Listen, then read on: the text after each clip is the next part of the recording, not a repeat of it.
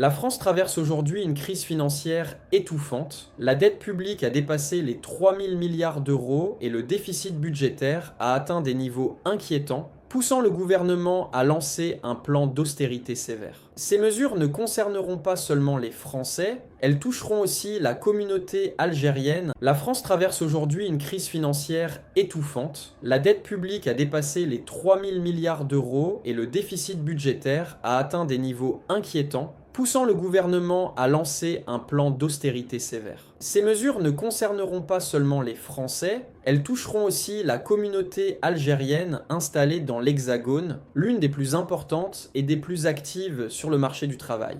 Les Algériens en France travaillent dans des secteurs essentiels comme la santé, le transport, le bâtiment et la restauration, mais ils se retrouvent désormais face à un avenir incertain. Les aides sociales dont dépendent de nombreuses familles risquent d'être réduites ou soumises à des conditions plus strictes, ce qui fragilisera encore davantage les ménages à revenus modestes. La réforme des retraites accentue l'inquiétude. Repousser l'âge légal à 64 ans signifie que des milliers d'Algériens occupant des emplois pénibles devront continuer à travailler malgré la fatigue pour des pensions souvent insuffisantes. Plus grave encore, la crise française a ouvert la voie à une nouvelle vague de durcissement politique. La droite et l'extrême droite exploitent la situation en associant crise et immigration, réclamant des lois plus strictes sur le séjour, l'emploi et même les expulsions. Étudiants, travailleurs saisonniers et familles algériennes sans papier ou en situation précaire se retrouvent donc sous menace permanente. Pourtant, syndicats et associations rappellent que les migrants ne sont pas un fardeau, mais un pilier économique réel. Ils comblent des manques criants dans la main-d'œuvre et paient leurs impôts comme tout le monde.